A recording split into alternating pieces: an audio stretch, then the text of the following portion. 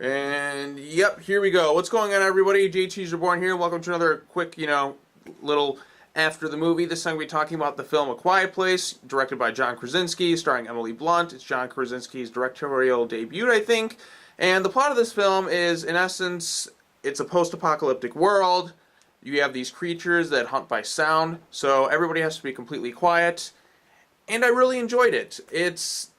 Would I say it's my favorite movie of the year? Definitely not, but it's definitely solid. It's probably the best film that Platinum Dunes has ever, stuck their hands on.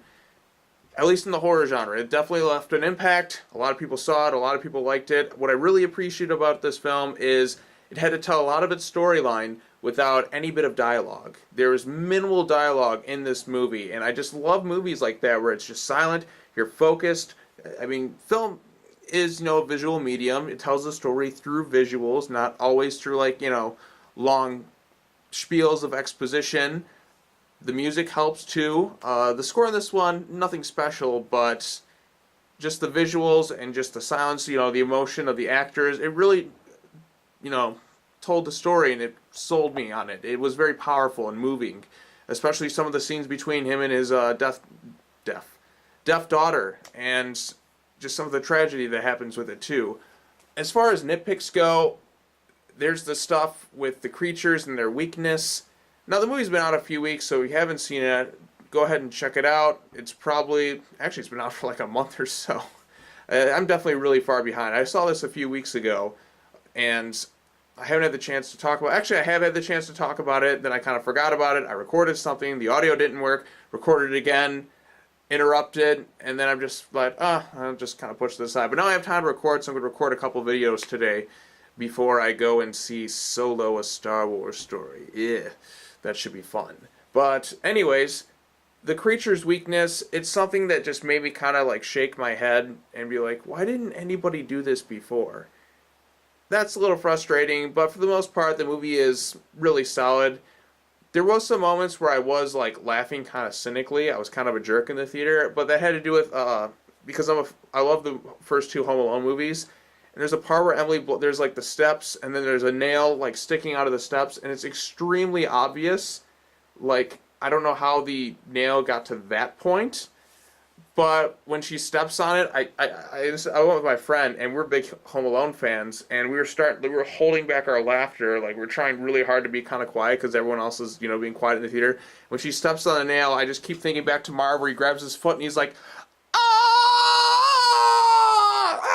I'm gonna kill that kid! Actually, that's when he breaks his foot on other things, but you get the point.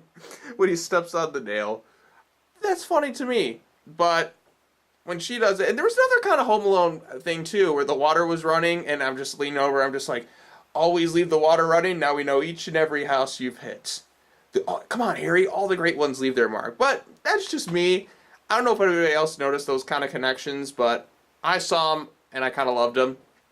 But yeah, how long is this video? I didn't want to keep this too long because the film's been out for a while.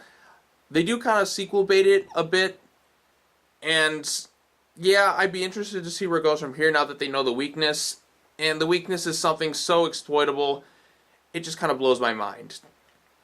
But yes, we don't know where the creatures came from. Maybe we'll get into that. Maybe it'll be kind of a prequel. I don't want to see a prequel. I'm kind of sick of prequels at this point. Prequels, spin-off prequels. It's not like a TV show where it's a flashback portion of something. I'm so sick of let's do a prequel. Let's pre-do this. I'm like, there's no suspense in the story. There's nowhere else you can go with it.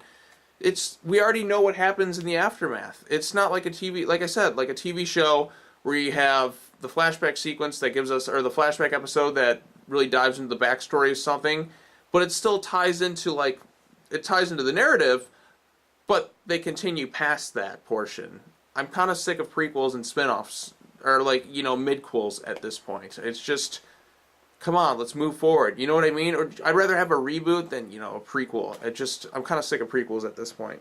But anyways, that's all I got to say about A Quiet Place. Go check it out. I'm sure it'll be on digital very soon.